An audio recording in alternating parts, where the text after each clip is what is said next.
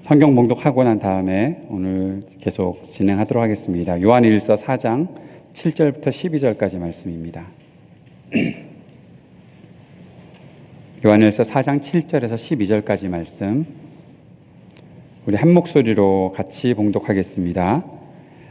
사랑하는 여러분, 서로 사랑합시다. 사랑은 하나님에게서 난 것입니다. 사랑하는 사람은 다 하나님에게서 났고 하나님을 압니다.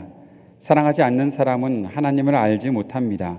하나님은 사랑이시기 때문입니다. 하나님의 사랑이 우리에게 이렇게 드러났으니 곧 하나님이 자기 외아들을 세상에 보내주셔서 우리로 하여금 그로 말미암아 살게 해 주신 것입니다. 사랑은 이 사실에 있으니 곧 우리가 하나님을 사랑한 것이 아니라 하나님이 우리를 사랑하셔서 자기 아들을 보내어 우리의 죄를 위하여 화목제물이 되게 하신 것입니다. 사랑하는 여러분, 하나님께서 이렇게까지 우리를 사랑하셨으니 우리도 서로 사랑해야 합니다. 지금까지 하나님을 본 사람은 없습니다. 그러나 우리가 서로 사랑하면 하나님이 우리 가운데 계시고 또 하나님의 사랑이 우리 가운데서 완성된 것입니다. 아멘. 이 시간에 IT 단기 선교 보고하는 시간을 가질 텐데요. 오늘 말씀은 이 단기 선교와 다 연결이 되어 있어서 쭉 선교에 대한 영상도 보시고 또 간증도 들으시고 또 말씀도 같이 나누고 그리고 선교팀이 준비한 찬양도 함께 드리면서 오늘 전체 예배가 다 진행이 될 거라 생각을 합니다. 몇 달 전에 저는 여러분과 함께 IT에 갔으면 좋겠습니다 말씀을 드렸었죠. IT가 어떤 나라인가 하면 미국에서 별로 떨어지지 않은 플로리다에서 비행기를 타고 가면 1시간 한 30-40분이면 도착하는 아주 가까운 곳입니다. 1,000만 정도 되는 인구가 살고 있는 곳이고, 그런데 나라가 작기 때문에 제가 조사해 봤더니 1평방 킬로미터 안에 350명 정도 살아서 인구 밀도로는 세계 한 30몇 위 정도 되는 아주 복잡한 나라입니다. 산이 많고요. 그러니까 사람들이 사는 곳에는 엄청난 북적북적한 그런 기분이 드는 그런 나라입니다. 원래 스페인의 식민지였는데 프랑스가 야금야금 땅을 뺏어 먹어서 나중에 프랑스 영토가 되기도 했고, 그 이후에 학살과 질병 때문에 IT에 살았던 원주민들은 한 명도 살아남지 못하고 다 몰살당합니다. 그 이후에 아프리카의 흑인 노예들을 사와서 IT 땅에 살게끔 하고 그 속에서 이제 노예 공급을 받았던 그런 역사가 있는 나라입니다. 그래서 아프리카 사람들이 IT 사람의 선조들이기도 하죠. 프랑스로부터 1804년에 혁명을 일으키고 독립을 하고 아메리카 대륙에서는 미국 다음으로 독립국가가 된 그런 나라이기도 하지만 계속해서 쿠데타, 반란, 엄청난 전쟁들이 이어지면서 근대화의 길을 걷고 일찍이 시작했음에도 불구하고 아주 어려움을 겪었던 나라입니다. 특별히 국가 채무 등으로 인해서 엄청난 어려움들이 계속 혼란스럽게 나라에 임해 있었고, 그래서 지금은 세계에서 가장 못 사는 나라라고 해도 될 만큼 그렇게 아주 가난한 나라이죠. 그런데 2010년 1월에 대지진이 일어납니다. 나라 인구가 1,000만 정도 되는 인구에 300만 정도가 지진의 피해를 입었고요. 30만이 지진 때문에 죽었습니다.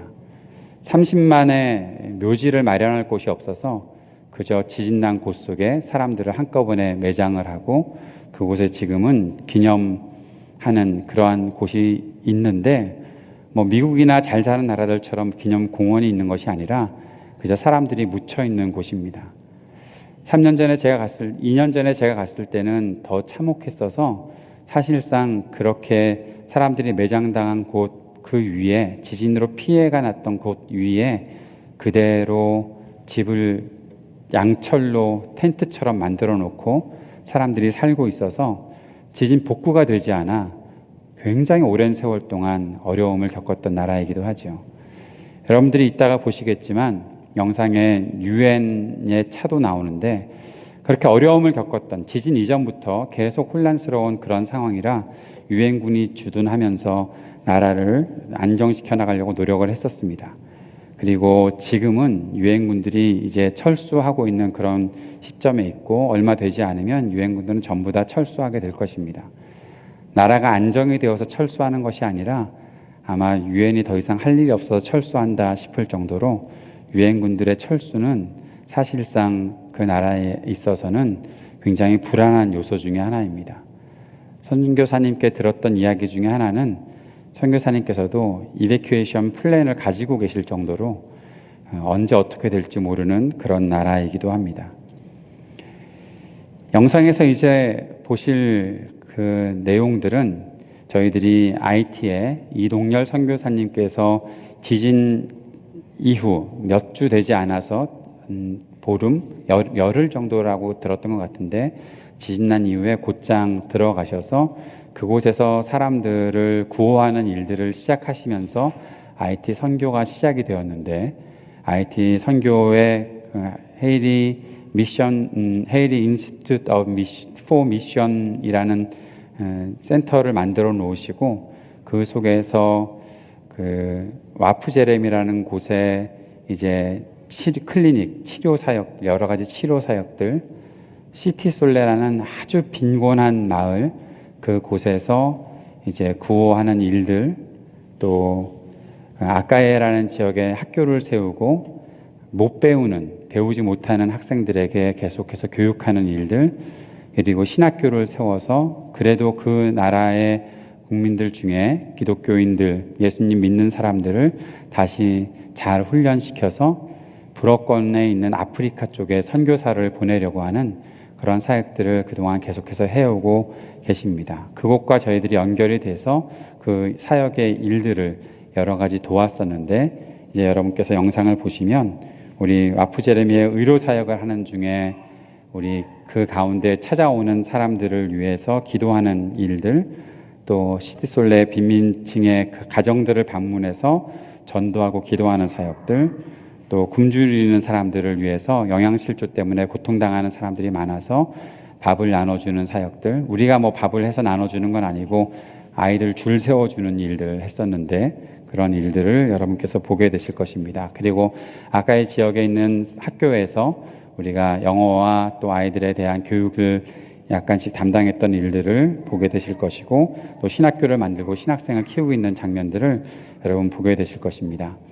신학생 중에는 1기가 졸업을 해서 그 중에 한 가정은 지금 아프리카 세네갈로 선교를 가려고 준비를 하고 있는데 또 안 가려고 그래서 계속 보내려고 하는 그런 일들을 하고 있기도 합니다. 지금은 2기생들이 들어와서 공부하고 있는데 여러분 전체적인 사역의 모습들 한 10분 정도의 영상 지금 보시도록 하시겠습니다. 네. 안전하게 잘 갔다 왔습니다.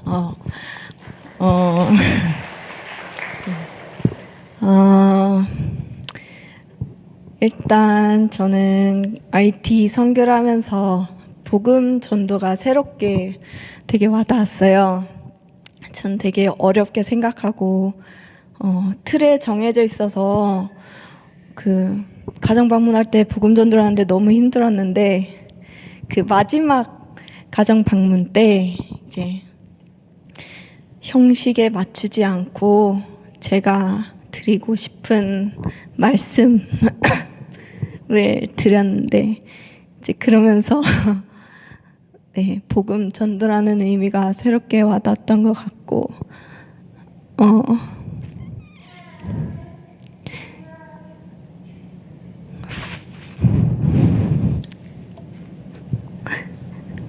갔다 와서 기도 제목이 생겼는데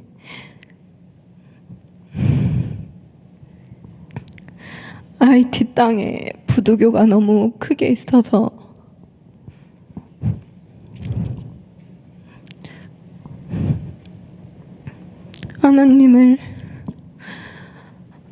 하나님을 믿는다고 하는 청년들 또한 마음 깊숙이는 부두교가 자리 잡고 있어요. 그래서 그 땅에서 얼른 부득교로 인해서 얻는 그런 악한 행복 말고 하나님을 통해서 얻는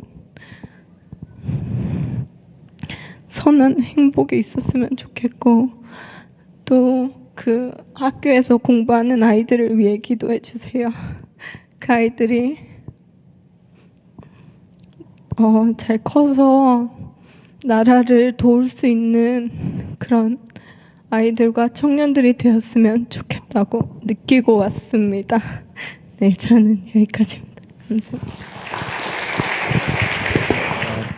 내내 여러분 저 기도 부탁하고 갔던 우리 가족들, 교회 가족들이 기도해주고 계시구나라는 걸 많이 느꼈습니다. 그래서 마음이 계속 평안했고요. 안전하다는 느낌이 있었습니다. 너무 감사드리고 가지고 갔던 5가지 정도의 기도 제목들이 다 이루어졌습니다.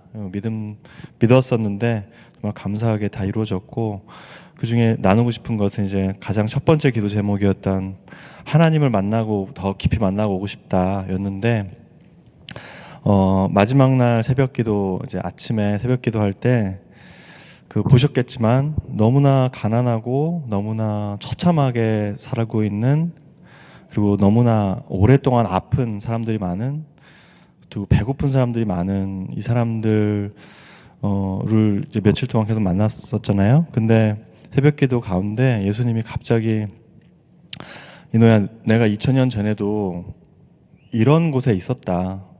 나는 화려한 예루살렘이 있지 않았다. 나는 거기에 죽으러 올라갔고 내가 계속 있었던 곳은 이런 곳이었다. 나를 느끼지 못했었니? 라고 그러시는 것 같아요. 그래서 너무 감사했어요. 그 순간 그곳에 계셨던 예수님을 더 깊이 만날 수 있게 된 것 같아가지고, 2000년 전에도 그랬고 오늘날에도 저곳에서 깊이 일하고 계시는 예수님을 만나는 것 같아서 너무 깊이 감사했습니다. 그리고 두 번째는, 이거는 기도 제목이 없었던 건데, 마지막 날 이제 공항으로 오면서 와이파이가 될 때 이제 이메일 체크를 했는데, 제가 학교에서 일하다 보니까 제가 이제 산 업적은 다 뭐 논문 내고 이런 거거든요. 근데 지난 1년 반 동안 거의 포기하다 싶은 논문이 하나 있었어요. 제가 혼자 쓴 논문이 하나 있었거든요. 너무나 통과가 안 되고 뭐 물어봐도 답변도 없고 그랬었는데, 그래서 포기하고 있었는데 돌아오는 날 아침에 이메일이 왔어요. 그래서 뭐 어셉트 해주겠다, 이렇게 그냥 있는 그대로 어셉트 해주겠다. 그래서 하나님의 그 절묘한 타이밍에 핏이 웃었습니다. 뭐 제가 분명히 말씀드리지만 이건 기도 제목이 없었습니다. 그런데 하나님께서 이렇게 제가 정말 필요하러 하는 것들을 어떻게 보면 작은 위로 차원에서 주셨다는 생각이 들어서 너무 웃으면서 비행기를 타고 돌아왔던 것 같습니다. 예, 아무튼 기도해 주셔서 너무 감사하고요. 예, 여기까지입니다. 제가 한 적은. 저는 사실 선교를 뭐 잘하고 머릿속에 선교의 전략이 세워져 있고 뭐 그런 사람이 아니에요.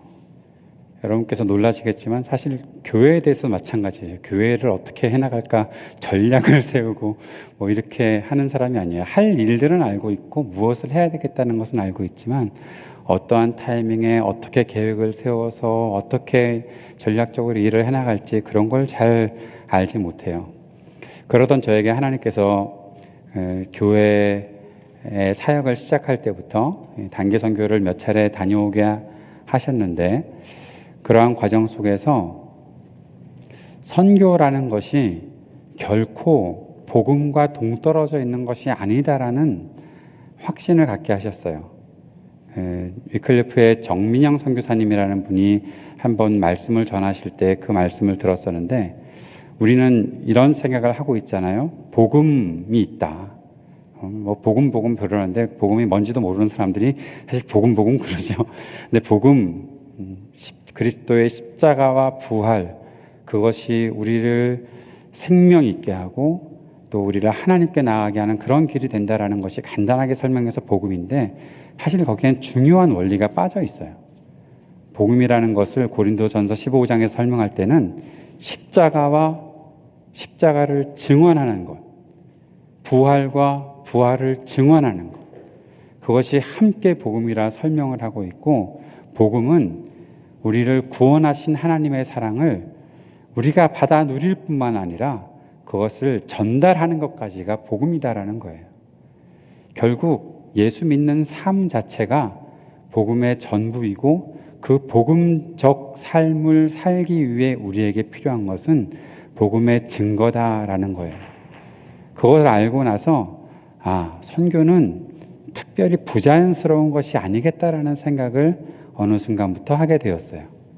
그럼 자연스러운 선교는 무엇일까라는 생각을 가지고 마음을 가지고 있었을 때 하나님께서 제게 또 하나 답을 주신 것은 선교라는 것은 그곳에 사는 사람들과 친구가 되는 것이다 라는 답을 주셨어요.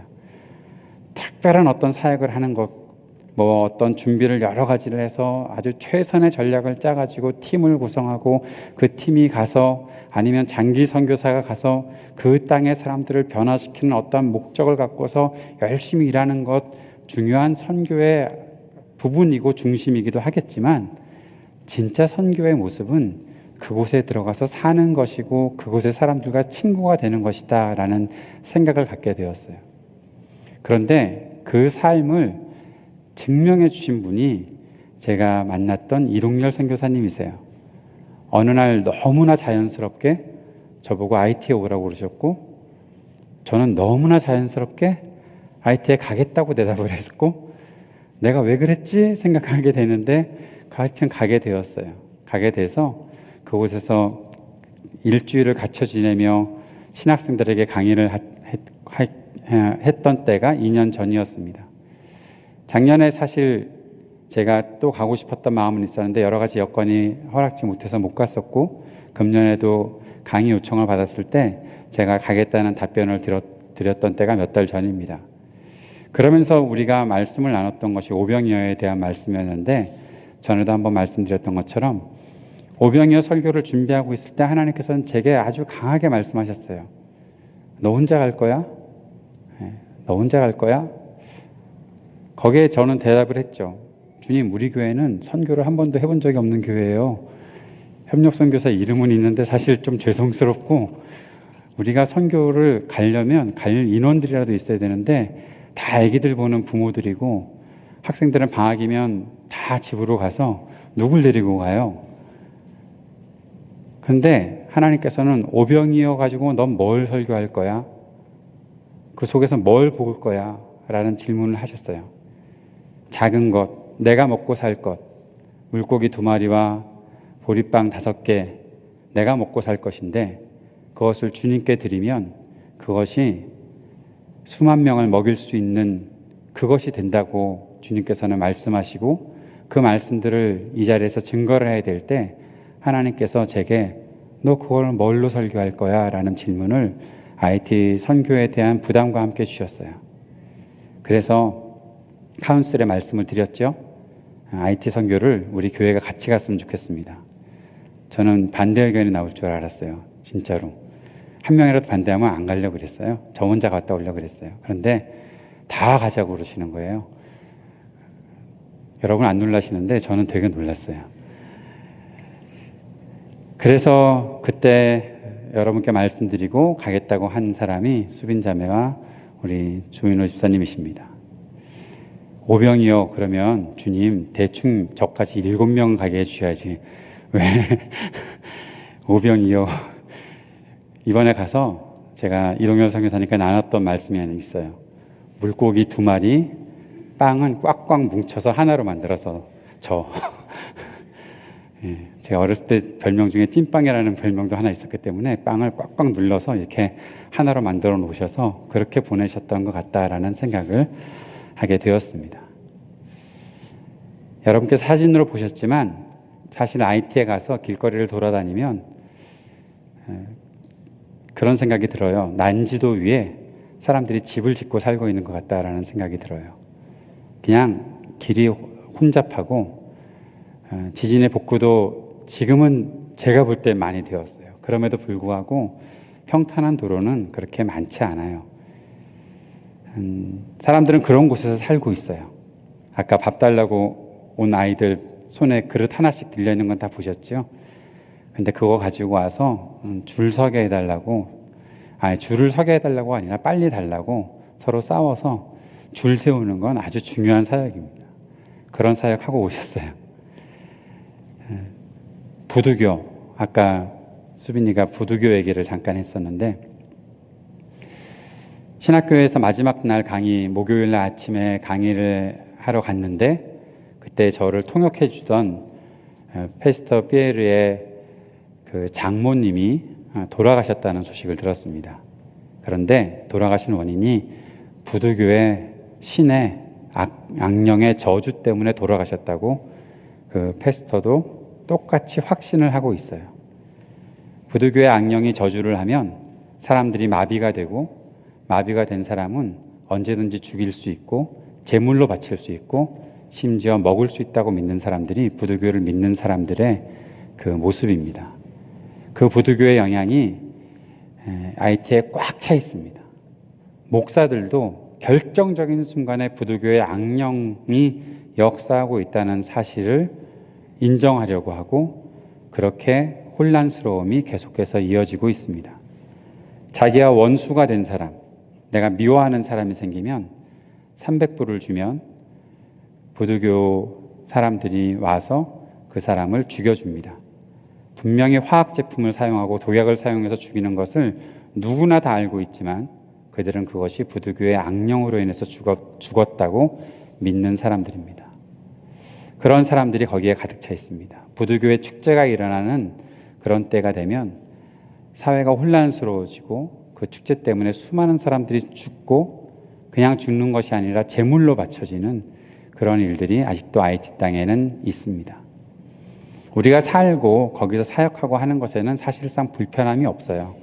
특별히 위험한 일도 그렇게 만나지 않고, 이미 선교사님이 좋은 터를 잘 닦아 놓으셔서 그런 위에서 우리가 사역을 하고 있기는 하지만, 그 속을 바라보는 우리들의 마음에는 참 아픈 마음들이 많이 있습니다. 그런데 저는 이 IT 선교를 계속하고 싶다는 생각이 들어옵니다. 그리고 그 계속하는 그 선교가 우리들에게 특별한 프로젝트가 아니었으면 좋겠다라는 생각을 하게 되었습니다. 친구가 되는 것, 특별한 어떠한 전제 조건이 있어서 친구가 되는 거 아니잖아요.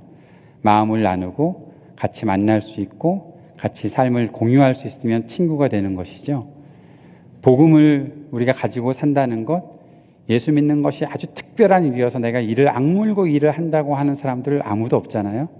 예수를 믿는 어느 순간부터 나는 믿음을 고백하게 됐고, 하나님의 말씀을 받을 때마다 그 말씀을 증거하면서 살고, 하나님의 은혜를 받을 때마다 그것을 나누며 살아가는 것이 복음을 가지고 살아가는 우리가 살아가는 우리의 일상의 모습이지, 그것을 가리켜서 그건 너무나 특별한 일이야, 내가 주일날 교회 가서 예배 드릴 때 얼마나 힘을 쏟는 줄 아냐, 억지로 나가서 이렇게 하고 있다, 그렇게 생각하는 사람은 아무도 없을 거예요. 여기 그런 분들은 혹시 안 계시죠? 그런 분들은 저하고 같이 성경 공부하셔야 되는데, 아무튼 예수를 잘 믿다 보면 정말 그런 것은 특별한 일이 아니라 예수 믿는 사람의 삶이다라고 우리는 느끼게 될 것입니다. 사실 선교에 대해서 잘 모르고 있는 제가 IT 단기 선교를 가자 해놓고 사실상 한 번 만난 거 외에 우리는 공항에서 만났습니다. 가는 길에 차에서 만났습니다. 유부초를 먹으면서 우리가 지금 선교를 가고 있구나 생각을 했습니다. 준비 모임도 하지 않고 특별한 기도도 하지 않고, 어떻게 해야 되는지 솔직하게 말하면 어떻게 하는 건지 잘 모르겠어요. 저는 가기 전에 무슨 준비를 뭘 해야 될지, 이번엔 정탐을 간다라고 선언을 해놨지만 가서 우리가 무슨 일들을 하는 것이 가장 적절할지 모르기 때문에 그렇게 준비하지 않았는지도 모르겠습니다. 선교사님이 뭐 하실래요? 오셔서 그럴 때도 가서 볼 거예요, 그렇게만 말씀드렸지 뭐 특별한 일을 하겠다고 말씀드린 것도 없었습니다. 그런데 일주일을 지나면서 저는 그런 생각을, 이렇게 오기를 잘했다라는 생각이 들었습니다. 왜냐하면 너무나 자연스러운 선교의 여행이었기 때문에 그렇습니다. 우리들에게 특별한 여행, 뭐 가는 길이 좀 멀고 험하고 불편한 점이 있기는 했지만 그거 외에 그 속에서 지냈던 우리의 삶이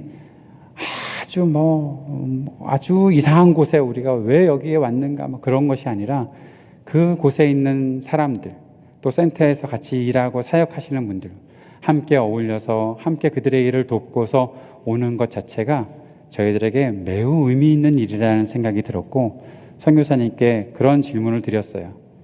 우리 맨날 이렇게 오면 안 돼요?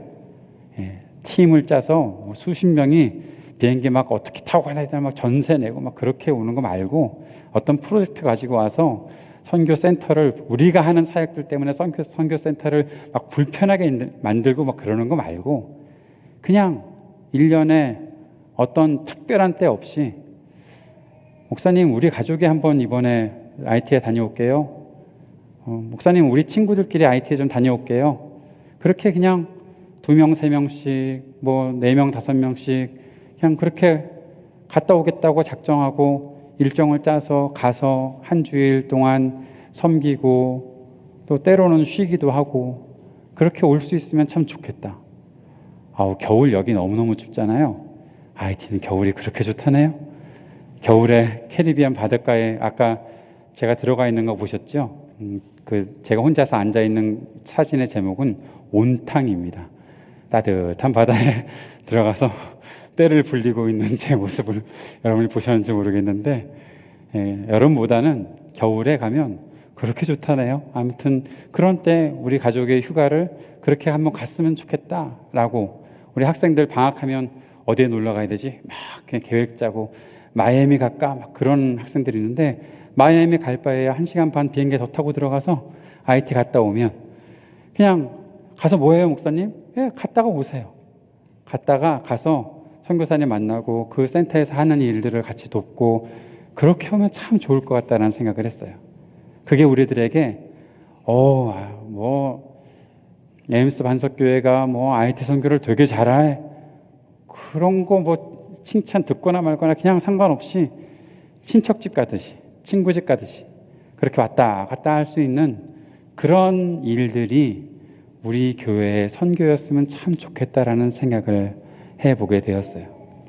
때가 돼서 하나님께서 우리에게 요청하시면 우리가 다른 어떤 것들로 준비하고, 우리 아이들 배우는 거 너무 좋아하거든요.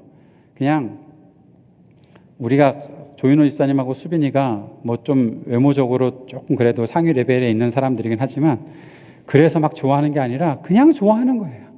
그냥 누가 앞에 와서 서서 뭘 하면 아이들은 그냥 좋아해요.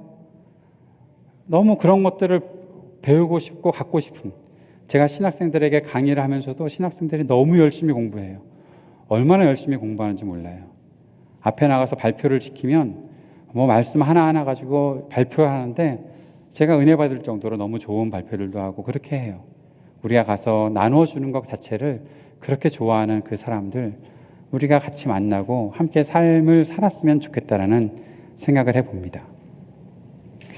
사랑하는 여러분, 오늘 말씀에서는 이 하나님의 사랑에 대해서 우리들에게 증거하면서, 이 사랑이 우리가 서로 사랑합시다, 사랑이 하나님에게서 난 것입니다, 사랑하는 사람은 하나님께서 낳고 하나님을 압니다, 이렇게 쭉 말씀해 나가는데, 이 모든 것들이 하나님께서는 굉장히 특별한 일을 우리들에게 해주시면서 사랑을 나타내셨지만, 그 사랑의 결과, 그리고 그 사랑이 목표하는 것, 그것은 분명히 우리가 어떠한 특별한 존재들로 다시 어느 순간 갑자기 짠 하고 나타나서 화려함을 드러내고 막 그렇게 살아가는 사람이 되도록 만드는 것이 아니라, 하나님과 함께 살자고, 하나님 사랑하면서 살자고, 서로 알아가면서 그렇게 살자고 하나님께서 그렇게 우리들을 부르셨고 우리들을 사랑해 주셨다는 사실들을 오늘 우리는 보게 되는 것입니다.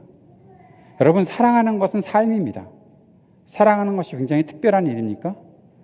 우리에게 서로 사랑하라고 주님께서 말씀하셨는데, 그 사랑이라는 것이 우리들에게 굉장히 특별한 것입니까? 사람들은 결혼해서 살면서, 이제 다음 주에도 말씀드릴 것이지만, 사람들은 결혼해서 사는 부부가 처음에 사랑을 느꼈을 때 그 특별한 감정들, 그리고 결혼식 때 어떤 특별한 순간들 때문에 결혼 생활이라는 것이 굉장히 특별한 것으로 진행될 것이라고 생각을 하지만, 사실 그런 거 아니라는 거 결혼하고 나서 며칠 지나고 나서 알게 되잖아요.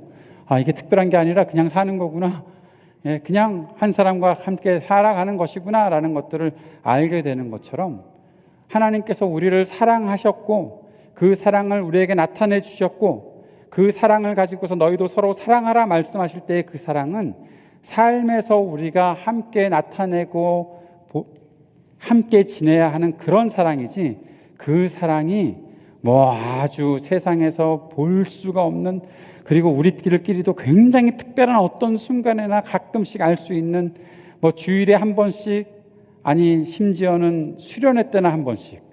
그래서 우리가 수련회를 가지려면 2년에 한 번 있어야 되는데 2년에 한 번 사랑해야지 하고 그렇게 지내는 그런 것이 되는 그러한 사랑을 말씀하신 것은 분명히 아니다라는 거죠.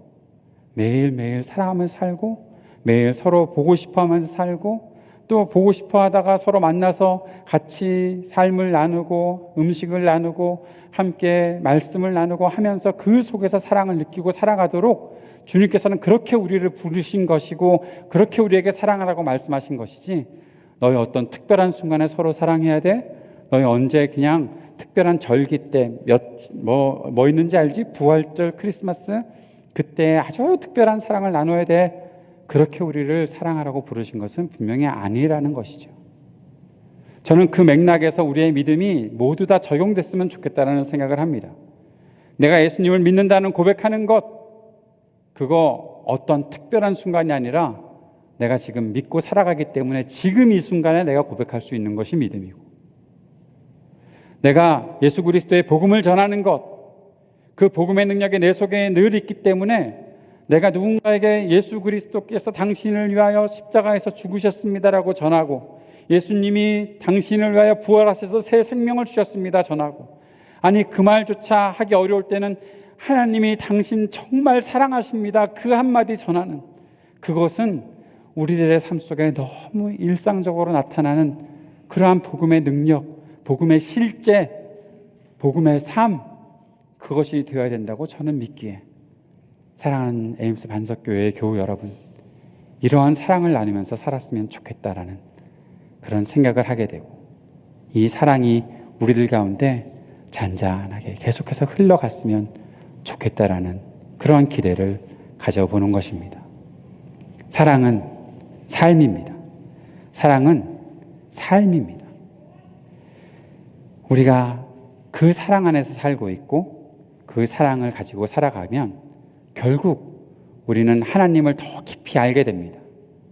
결혼한 부부가 사랑하면서 살아가고 서로를 조금씩 더 알아가는 것처럼, 아이가 태어나서 자라게 될 때 그 아이가 엄마를 알고 아빠를 알고 아빠 엄마도 또 아이를 점점 알아가는 것처럼, 그러한 알미 완성되는 것 자체는 삶에서 있는 일이기에, 하나님께서 우리에게 주신 사랑의 삶에서 우리가 서로를 더 깊이 알아가고 우리 모두가 함께 알아가는 하나님을 언젠가 뚜렷하게 알게 되는 그런 역사가 나타날 것, 그거 기대하고 살아가는 것이 바로 우리가 살아가는 이 복음의 삶이다 생각합니다. 사랑으로 우리는 하나님을 보게 되고, 하나님이 우리에게 나타나실 때마다 우리는 그 사랑을 서로 실천하며 살아가게 될 것입니다. 그것이 우리의 전 삶의 영역에서, 우리 공동체 안에서, 또 우리뿐만 아니라 우리에게 조금 더 떨어져 있는 IT 땅에 있는 사람들, 또 이후에 우리가 언제 어떻게 어떤 비전을 가질지 모르겠지만 또 하나님께서 우리에게 마음에 품게 하시는 그 땅의 사람들, 하나님께서 품게 하실 때마다 네, 알겠습니다, 그들과도 친구가 되겠습니다라고 작정하고 고백할 수 있는 그러한 우리의 삶이 우리 안에서 온전하게 열매 맺게 되기를 주님의 이름으로 축복합니다. 그 마음 가지고 우리가 함께 오늘도 주님 앞에 헌신하고 나아가는 귀한 시간이 되었으면 좋겠습니다. 기도하겠습니다. 사랑하는 주님, 주님께서 우리에게 보여주신 그 놀라운 사랑을 우리가 마음에 품고 살아갈 수 있기를 소원합니다. 이 악물고 억지로 부담스럽게 하는 것이 아니라 이렇게 살아가는 것이 우리에게 너무나 자연스럽고 하나님의 인도하심을 따라가는 것이 우리에게 가장 복된 일이고 행복한 일임을 알기에 그렇게 살아가는 우리 모두가 될 수 있도록 인도하여 주옵소서. 우리 에임스 반석교회의 모든 교우들의 마음속에 이러한 마음들이 넘치게 하시고 서로 사랑이 넘치게 하시고 또 우리가 다녀온 IT 땅에도 이렇게 주님의 사랑으로 말미암아 하나님의 놀라운 일들이, 그 하나님의 사랑의 강물이 흐를 수 있도록 주님 역사해 주옵소서. 감사드리며 예수님 이름으로 기도합니다. 아멘.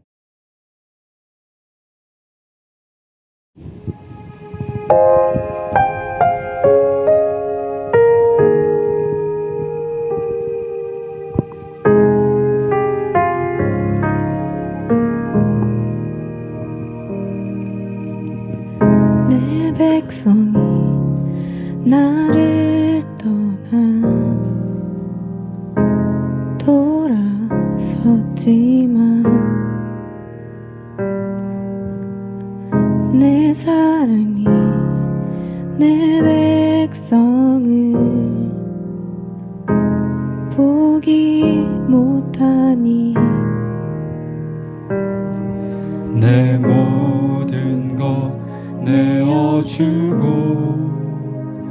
나 그들을 얻으리라. 여호와께 돌아가자.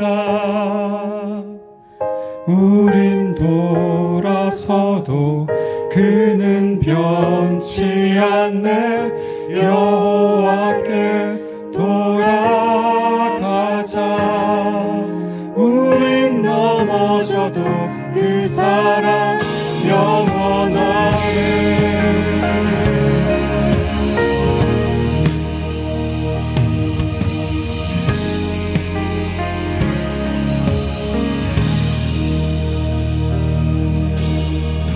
내 백성이 나를 떠나 돌아섰지만 내 사랑이 내 백성을 보기 못하니 내 모든 것 내어주고 나 그들을 얻으리라. 여호와께 돌아가자. 우린 돌아서도 그는 변치 않네. 여호와께 돌아가자. 우린 넘어져도 그 사랑 영원하네. 사랑을 오래 참고 자신을 내어주네. 서로 사랑할 때 세상은 주보네. 사랑은 절대 지지 않네. 사랑은 오래 참고 자신을 내어주네. 서로 사랑할 때 세상은 주보네. 사랑은 절대 지지 않네. 여호와께 돌아